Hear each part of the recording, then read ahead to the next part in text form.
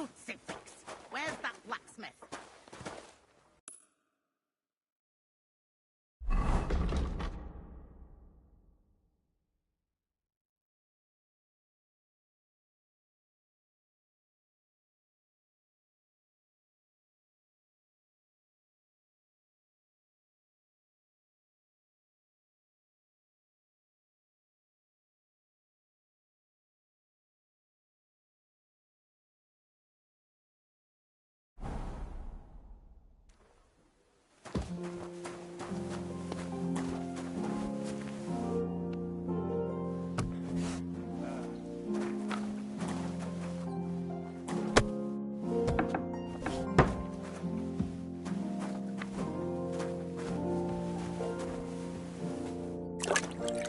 What do you want, you vagabond?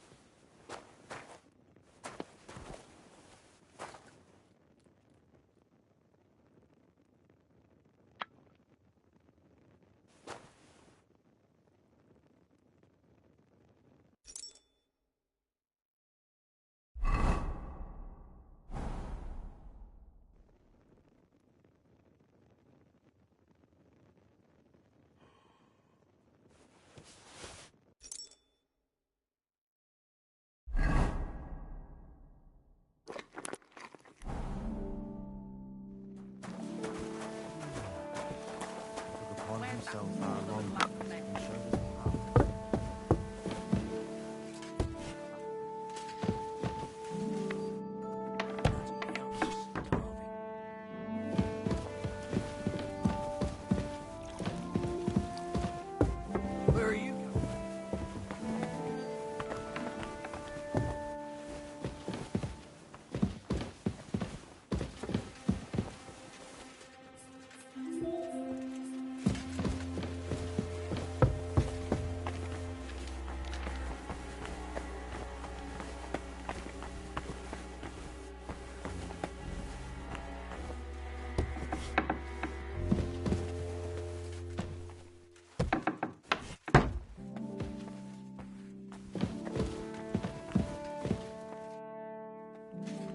Say, I heard some interesting books arrived here from Prague. Let me stop you right there. Preparations are underway to execute a poacher. I don't have time to worry about a book right now. Stop by once the lad is strung up.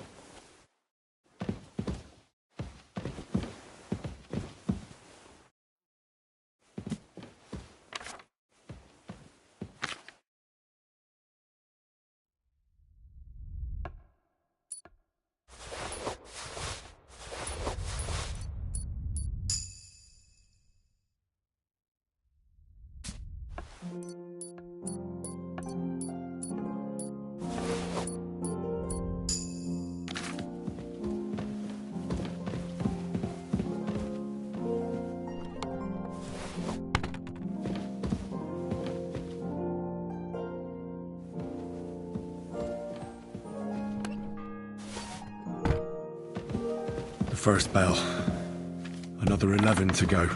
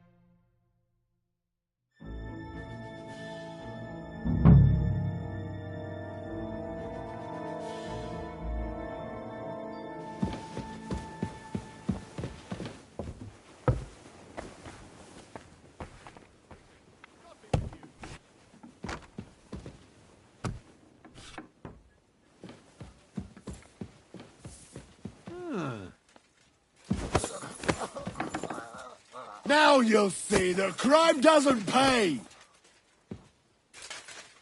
You still resisting?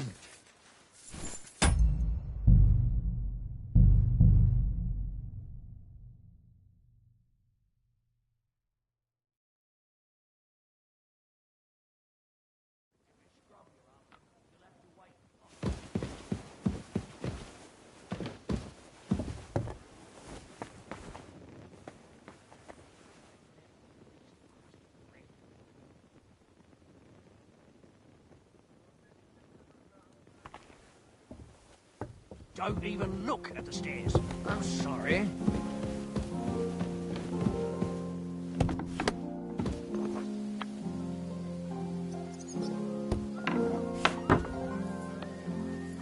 Just a bit more. blacksmith. If you're after some leftovers, the kitchen's up top. I don't think there's much there.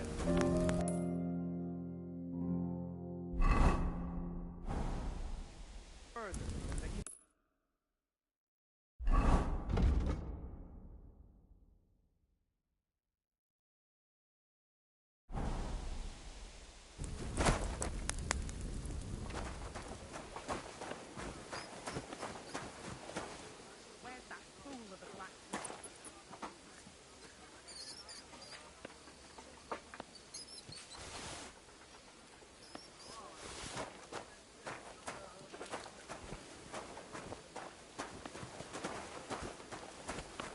That damn wretch! She's supposed to be helping out.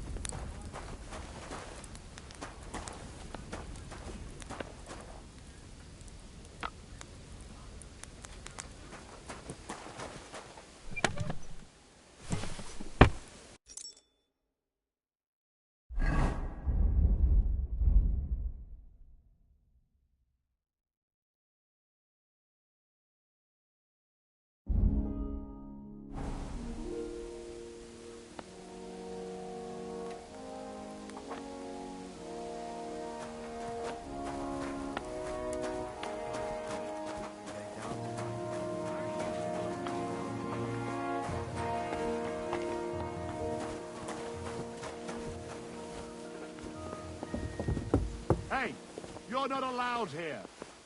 Correct, you nightcrawler.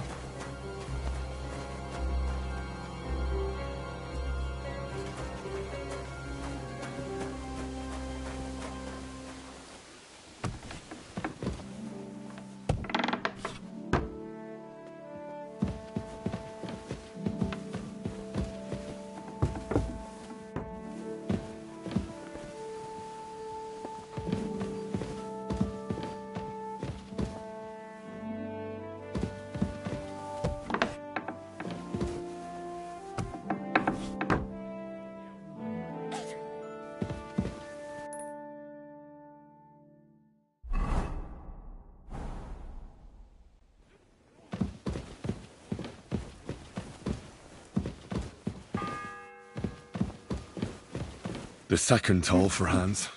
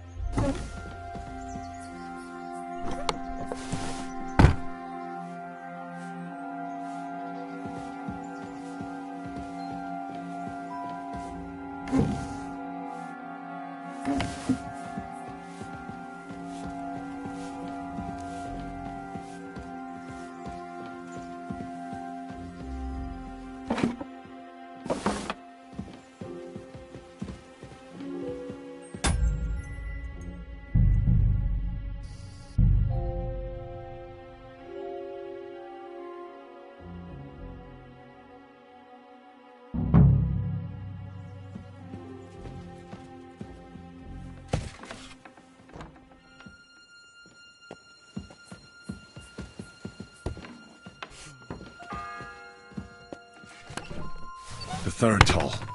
I better get moving.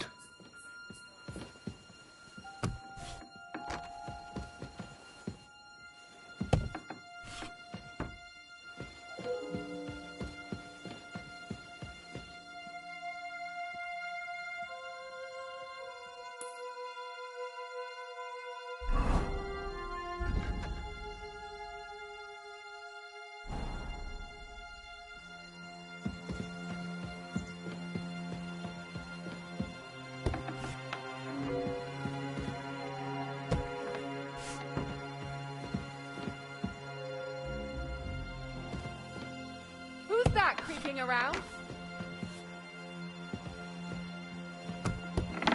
Hey! You've no business.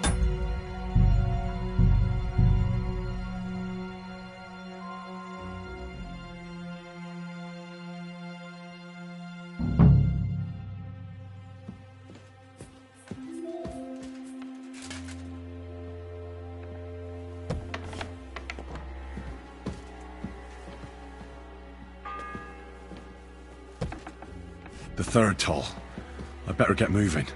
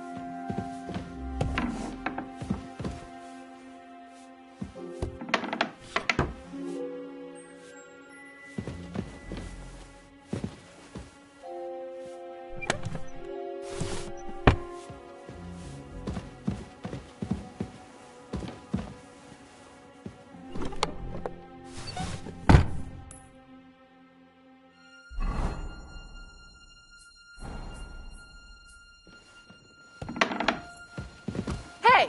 You've no business here. Are you looking to...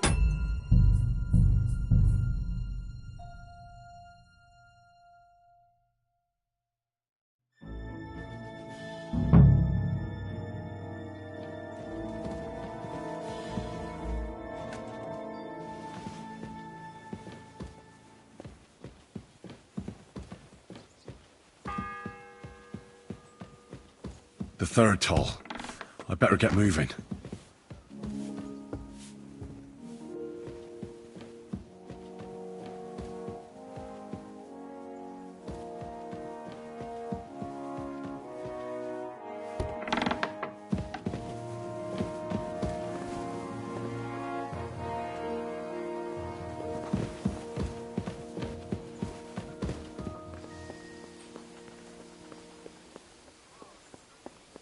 What?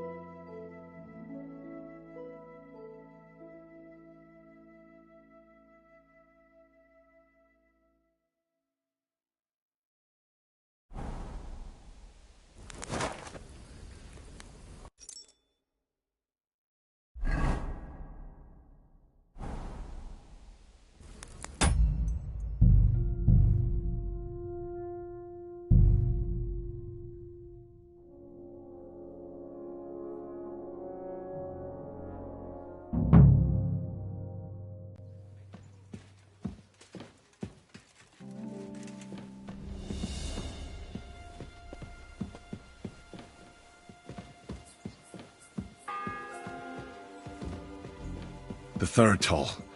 I better get moving.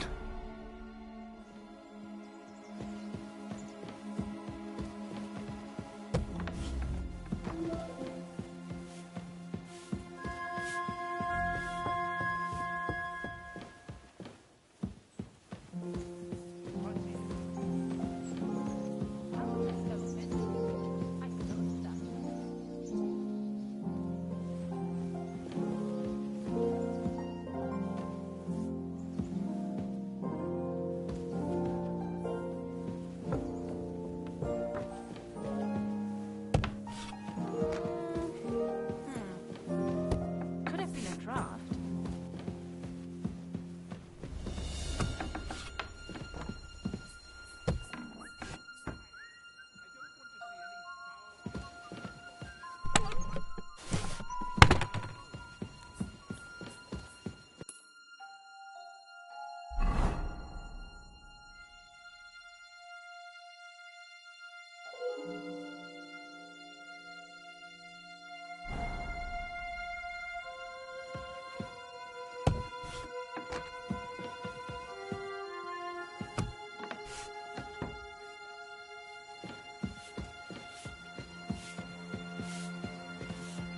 Who's that creeping around?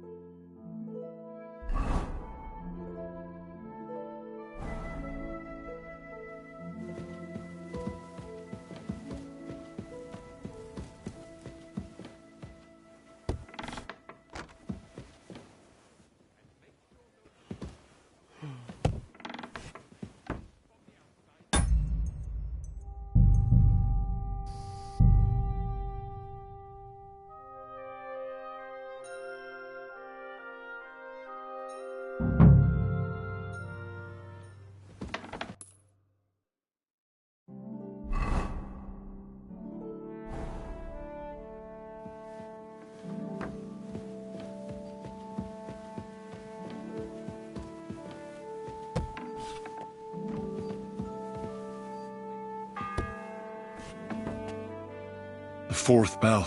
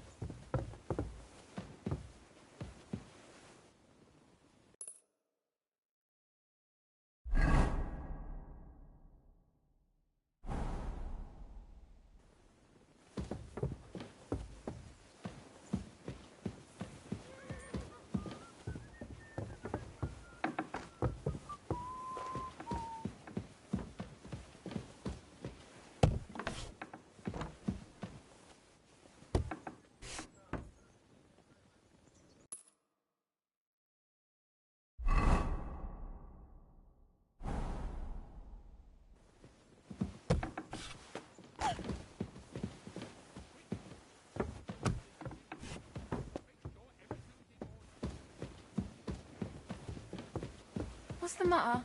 Did you drop something?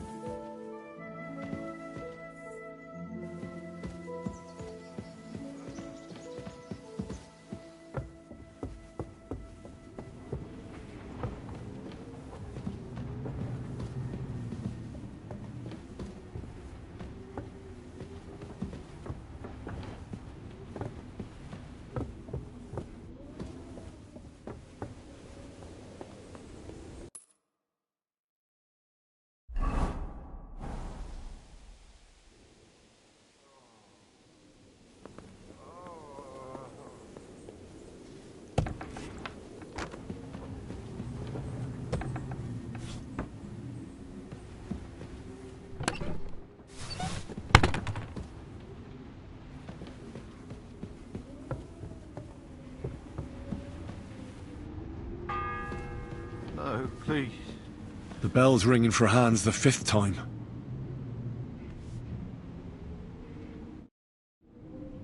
Pardon me for disturbing you, miss. If you want to pray, go somewhere else. The chapel is closed. Unless you're a priest. Which I presume you're not. No, I'm not. My name is Henry. I'm Adela, Thomas's sister. What is it you want, Henry? I need to talk to your brother. No chance of that. He's been lying in a fever for 3 days. And the surgeon is away with Sir Otto. Unless he returns soon, Thomas won't be talking to anyone ever again.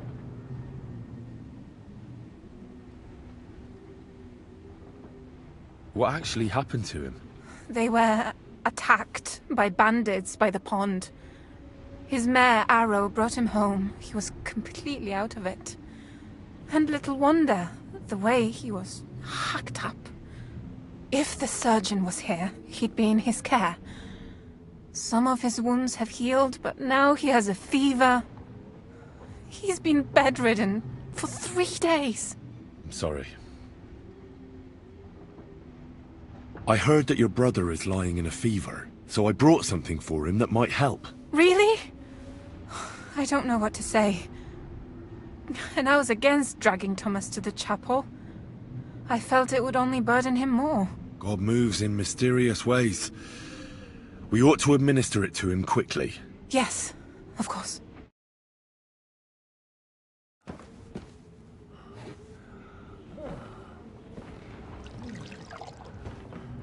His fever is getting worse.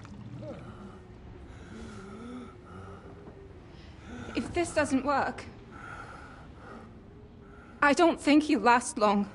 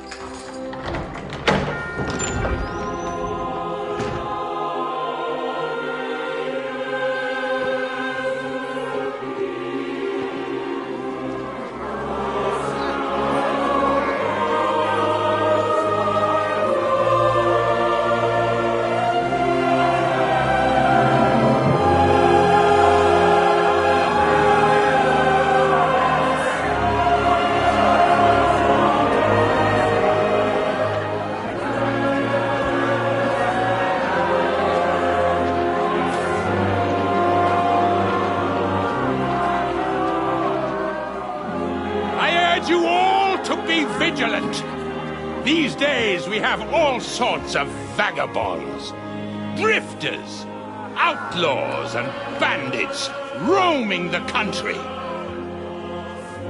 And we have one of those vermin here today.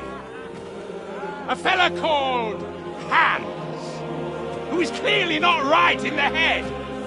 A dangerous madman, a brawler, and a thug. The worst of all, a poacher!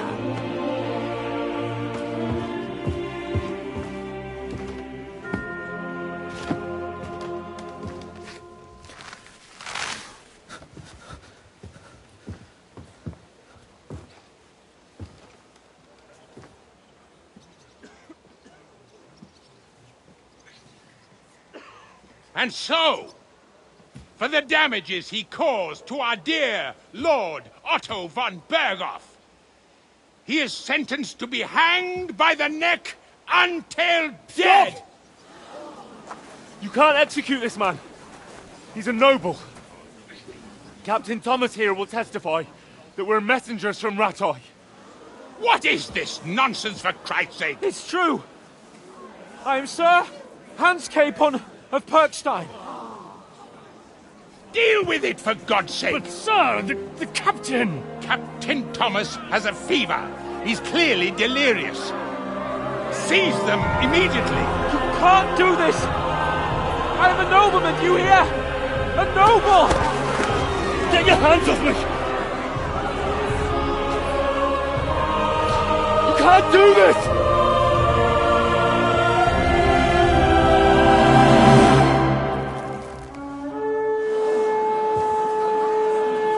Open the gates!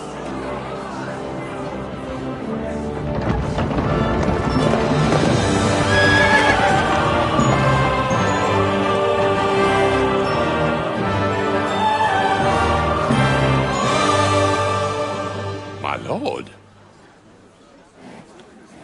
What the hell is going on? It was just a... It's a hanging. You can't hang him! He's a noble! That's for me to judge. Take him down! And for Christ's sake, help me off this horse!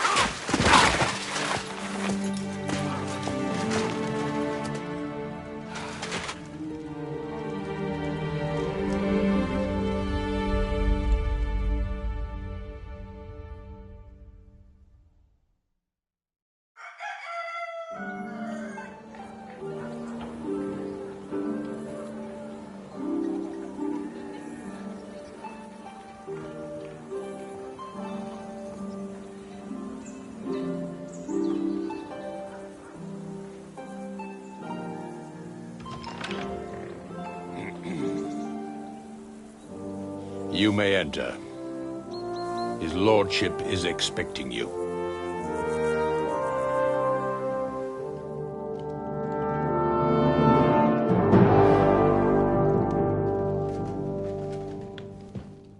So, you're messengers from Ratai, huh? I was wondering when someone would turn up. All right, then. Let's hear it. My respects, Sir Otto. I am Sir Hans Capon of Perkstein, and this is Henry of Skalitz, my escort. Welcome to Trotsky, gentlemen. I'd greet you standing up as befits, but I'm glad I can even sit at the moment. I heard you were ambushed by outlaws. You heard right. Those bastards did a job on me. And I got out luckier than most. Almost all the others were killed, including my page and my surgeon. So there is no one here to heal me, and I will have to inform poor Albert's father that his son died in my service. I hope your health will soon be restored, sir. We shall see. But now, you tell me what happened here in Herrgottsnamen. Why did my chamberlain try to hang you, Lord Capon? In truth, the welcome we got from your Master Chamberlain was somewhat... how shall I put it?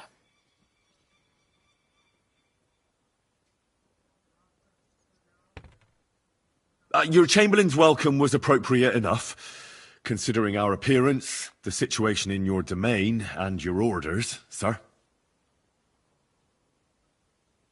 Ah. I appreciate your diplomacy, young man. Master Chamberlain Ulrich can sometimes be more hasty and passionate than is healthy. And we are glad you hold no grudge against him. Are we not, Ulrich? I regret what happened, gentlemen. Please accept my humblest apologies. Anyway, let us leave this misunderstanding aside and get to the point. As far as I'm aware, Ratai showed no interest in negotiations before, either with me or with the League of Lords. True. Our houses have thus far stood on opposite sides. I should say so. Attacking Brno and Jihlava together with that renegade Sokol of Lemberg hardly inspired our sympathy. Now, we can all point the finger. Your League of Lords, on the other hand, abducted the king. Although I don't doubt you had your reasons, just as Sir Hanush did. We certainly had. The main one being that your Wenzel is an irresponsible drunkard and idler who is hurting the Empire by his inactivity. But let us leave that aside. Tell me, what does Sir Hanush have on his mind? I am all ears. Unfortunately, during the ambush, we lost the letter we were carrying, so you'll have to make do with my word of mouth. All right. Go ahead and speak. In brief, Sir Hanush, Sir Radzig, and other lords take the view that the situation has got out of control. And that's of no benefit to anyone in Bohemia, neither Wenceslas's supporters or the League of Lords. King Sigismund's actions will not lead to instilling greater order than under King Wenceslas. Quite the contrary. Let us say that maybe. What arises from it? Sir Hanush and the other lords on our side are interested in knowing what the stance of the League of Lords is at this moment, and whether they haven't perhaps reevaluated some things. In other words, whether I might betray Sigismund. Well, betray is a strong word. We came to you, Sir Otto, because you're the leading voice of the League of Lords. I expect there are also lords among your ranks who are considering how to find a way out of this sticky situation. And for the Kingdom of Bohemia, it would certainly be better if our powers were to join rather than parting. Your companion speaks like a diplomat, Sir Hans. However, the question is whether it's possible to join fire with water and end up with anything but nasty smoke. Nonetheless, Sir Hanush and Sir Radzig are right. There is disorder and anarchy in the land. Bandits riding roughshod all over. As we all know, to our cost. We've had plenty of experience of that at home too, sir. Only a short time ago we had to deal with a similar band.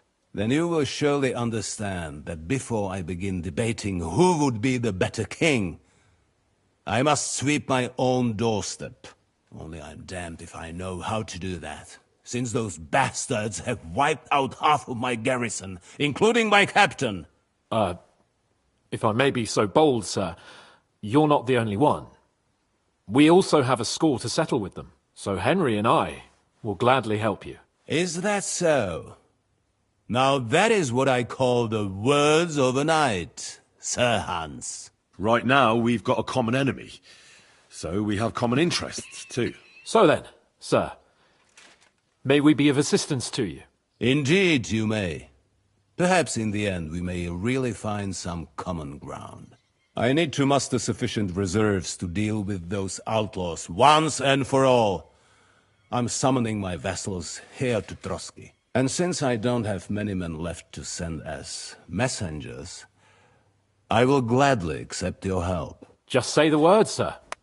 Where should we go? You'll go to Nebakov, a small castle, or rather fortress among the cliffs. The yeoman there, Jaromir Nebak, is an old hardhat and may not be very willing to fulfill his obligations. It would be useful if an eloquent noble like yourself visited him to explain him clearly why I need his whole garrison.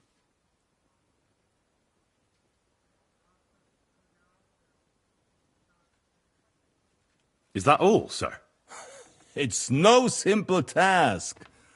Knowing Jaromir, if I sent a common messenger, he'd come back with a boot print on his backside. Dealing with the lower nobility can be tricky. They tend to be fixated on their own somewhat fragile status.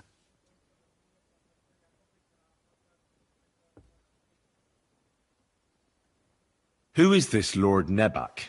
the lord of a smaller house with not much in the way of estates, just a fortress and lands, but he also owns a mill that provides a significant part of his income. His children are grown up. His daughter married well, thanks to Sir Otto. His son is away from the domain, dealing with duties.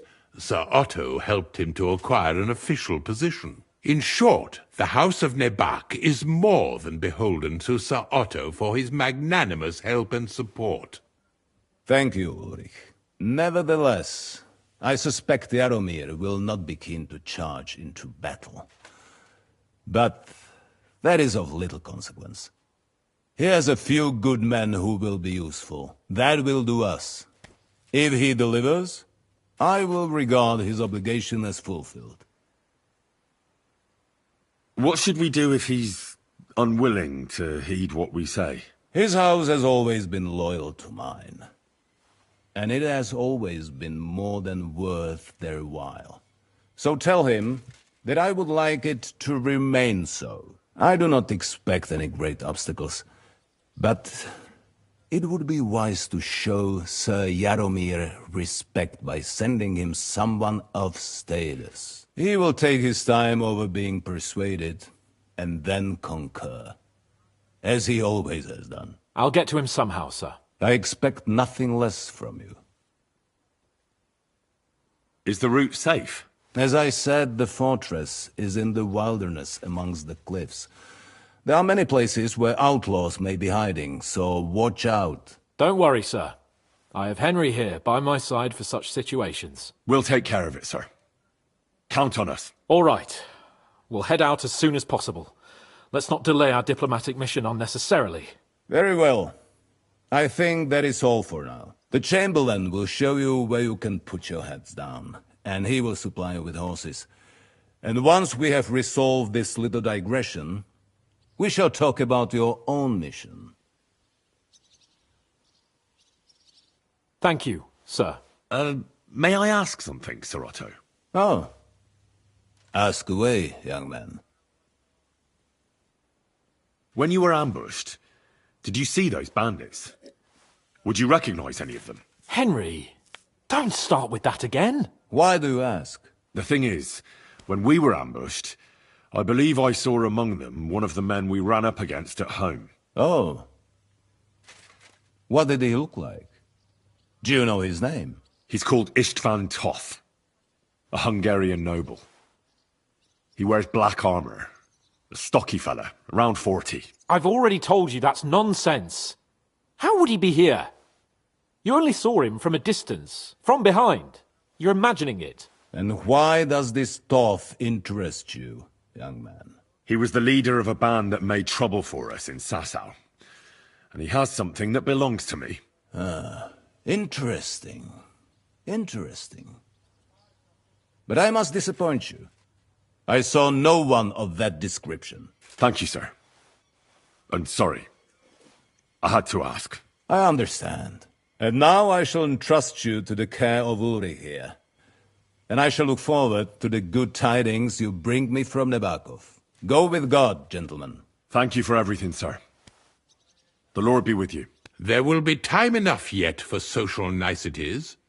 Now there are more practical matters to deal with. Sir Otto has generously agreed to accommodate Lord Capon in one of his chambers. And you, Henry, shall also be accommodated, as befits your station. There, your, equipment shall also be returned to you, and you'll find your horse in the stable. Nevertheless, his lordship takes the view that, as a noble's escort, you should have a befitting mount. And therefore he has kindly decided that you may take one of our horses, if you so wish. Gentlemen, follow me.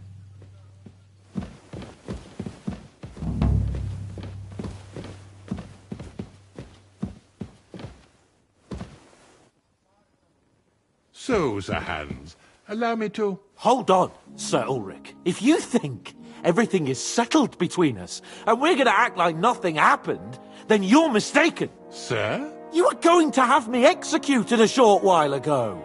I expect a proper apology.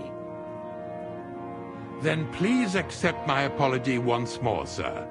But given the circumstances... Given the circumstance? What circumstances? Sir, poaching is a capital offence. And are you the king? That you can hand down death sentences? No, you are not. What's more, you had plenty of reasons to realise it wasn't a good idea. Sir, I could not have realised that. You couldn't have realised? Yes, you could, but then you wouldn't have been able to play the Lord and stage private executions. Sir, once more I apologise. And now, please allow me to show you to your quarters. I wouldn't dream of inconveniencing you. I'll find my quarters by myself. Henry, once you're done with that annoying fool, get your horse and we'll meet at the gate. Well, it seems Lord Capon will not be requiring my services anymore today. Silence is golden, eh?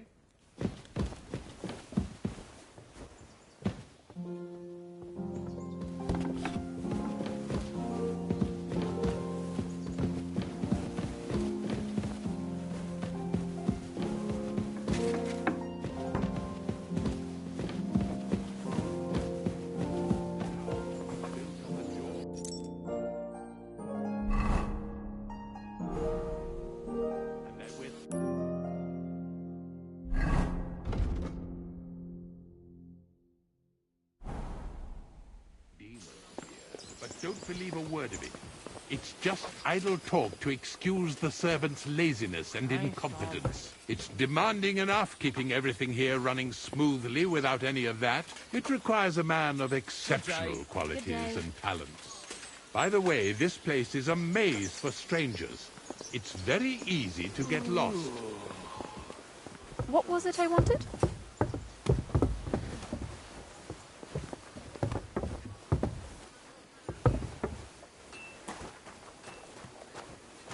The jail cells are down there. But I believe you are already fairly well acquainted with that part of the castle, aren't you? All too well, thanks.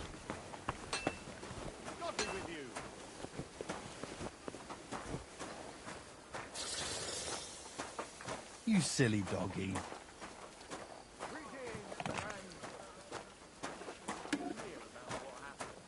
Here it is. You'll find a bed inside, opposite the door, and a chest where we put your belongings. You'll find some new clothing there, a little gift from our gracious lord, to ensure you're not mistaken for a beggar again.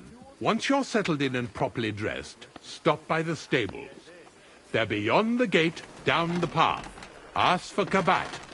He was supposed to prepare a horse and tack for you. Or tell him you'll keep your own if you insist. Then he'll give you proper tack at least, so you don't disgrace us. Thanks. I'm grateful. As you should be. So, you and I are finished, and I can finally attend to some proper work, so this castle doesn't fall on our heads.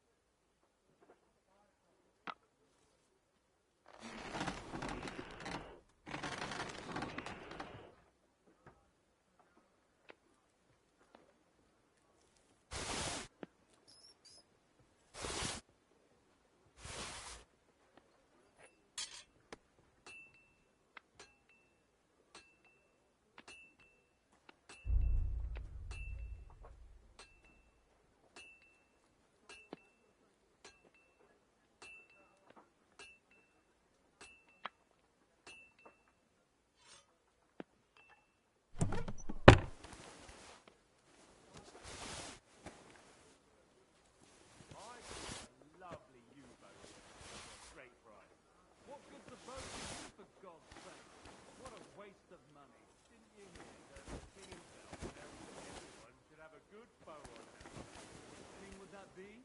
Oh, I don't know exactly. But when the king...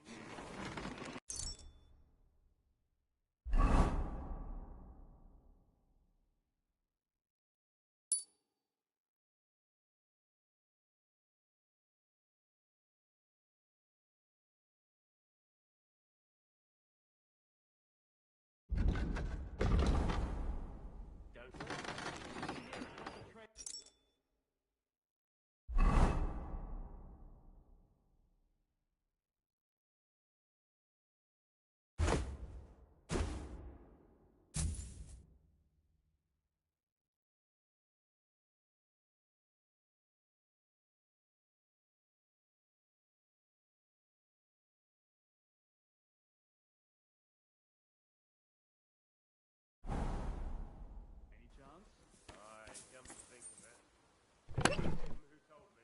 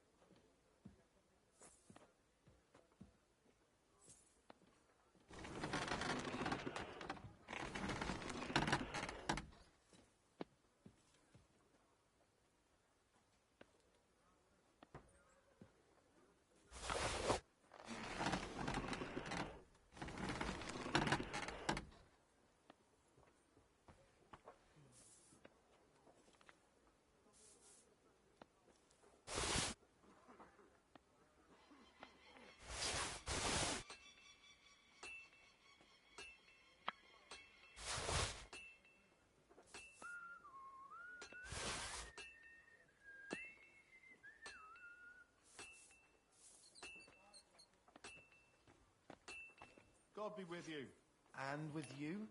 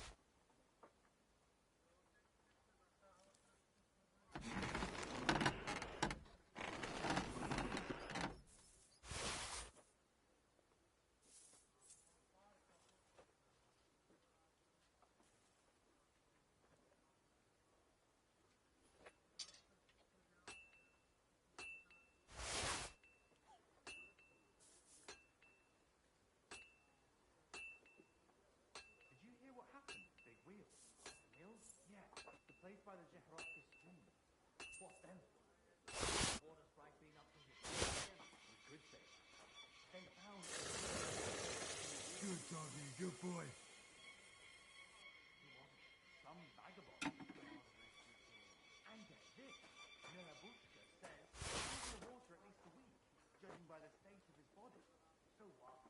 Somebody did him in and chucked him into the water. But the river there has powerful currents. The dead man had been floating down the river for at least a week. Without anyone noticing. Exactly. And that's not all. The dead man had a gold chain around his neck. Can you believe it? Someone bumped him off and didn't even rob him.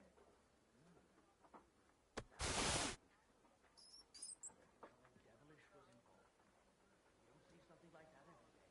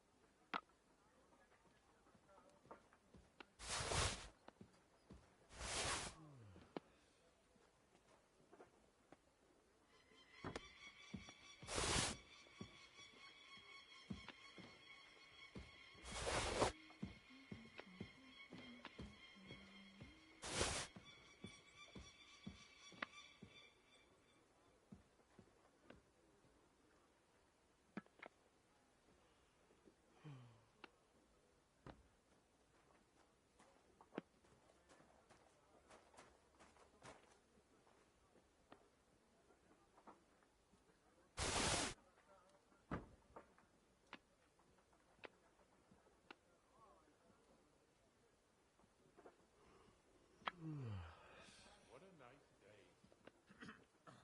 All right.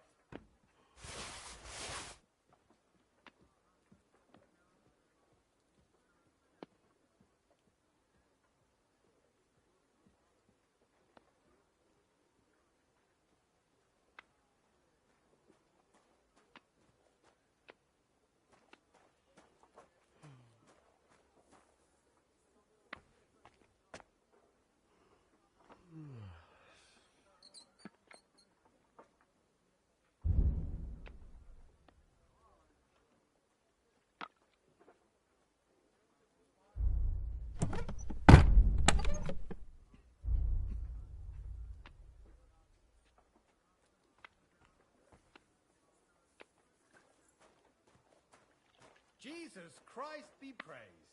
Greetings to you, friend.